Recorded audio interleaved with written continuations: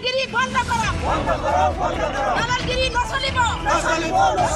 ভূমাফিয়া নচলিব Next one আছে আমাৰ APCC senior spokesperson komisari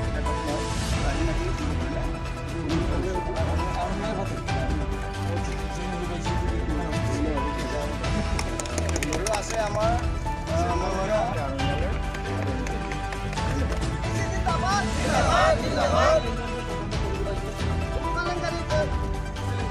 কেলেংকাৰীৰ তদন্ত কৰক কেলেংকাৰীৰ তদন্ত কৰক মুখ্যমন্ত্ৰী পদ কৰক হিমন্ত বিশ্ব মুৰ্দাবাদ বিজেপি ভূঞাৰ মুৰ্দাবাদ বিজেপি ভূঞাৰ মুৰ্দাবাদ जोङो दिनैहाय बे हाबाफारिखौहाय लानो गोनां जादों आरो लाथारनांगौ जादों खारन दिनैनाय आसामाव गासै 33टा जिल्लाफोर दङ बे 33टा जिल्लायाव कंग्रेसआ एपीसीसी आसाम प्रदेश कंग्रेसआ भूपेन कुमार बरा बिथांनि दैदेननायाव बिथांनि निर्देश मथे जों ओरैबायदि लादों जे 33टा डिस्ट्रिक्टआव मोननै बे हिमন্ত बिश्व शर्मानि बिसि रेनिकि भुइयाया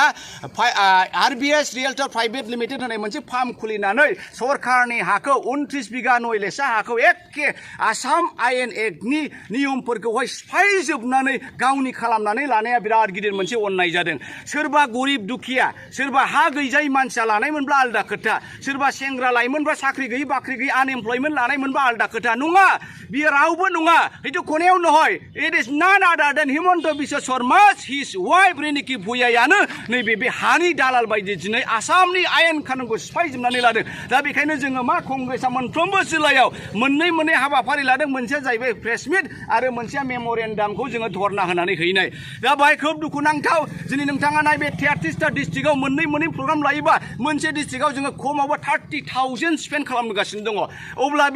बेनि थाखाय रेनिकि भुइया बिथांनि हा दालालनि थाखाय हिमন্ত बिश्व शर्मानि बिसिया दिनै रायजो राजानि हाखौ गभर्नमेन्ट हाखौ थगायनानै लानायनि थाखायनो जे आसामनि गरिब दुखियाफ्रा नै अट'जों फैदों सोरबा टेम्पलजों फैदों सोरबा साइकेलजों फैदों सोरबा मटरसाइकेलजों आरो जोंना आलासि बिथाङा अदालगुरित फरा আহিছে তেখেত ডাঙৰীয়াই তেখেত গাড়ী খৰচা হাবি জাবি কৰিছা এই গতিকে আজিৰ দিনত হিমন্ত বিশ্ব শৰ্মাৰ পৰিবাৰৰ ভুল কামৰ কাৰণে ভূমি কেলেংকাৰীৰ কাৰণে কমেও 9 লাখ 10 লাখ পইচা এনে ফানিত গৈ আছে दा बेखायनो जोङो बुंनो लुबैदों रायजो राजाफ्रा साननाया मोजां दिनै हिमন্ত बिश्व शर्माया मालायखौबा ड्राग्स माफिया उमुक माफिया हिन्जाव माफिया अफिसारनि माफिया होननानै हान्थुनि गाहायाव गावो बिथाङा दिनै गावनि बिसिखौ गावगोन नामा बिथाङा दिनै गावनि बिसिखौ जेलाव हरगोन नामा बिथाङा दिनै गावनि फिसालाखौ जेलाव हरगोन नामा बे खोब दुखुनांथाव आरो लाजिनांथाव बेबायदि हाबाया सोरबा सिखाव दाखायत गाज्रि मानसिफ्रा मावब्ला आलदा खोथा हिमন্ত बिश्व शर्मा चिफ मिनिस्टारनि बिसियानो मावनाया खोब आसामनि थाखाय बिराद लाजिनांथाव आरो बेबायदि जारिमिनाव जाफेराखैमोन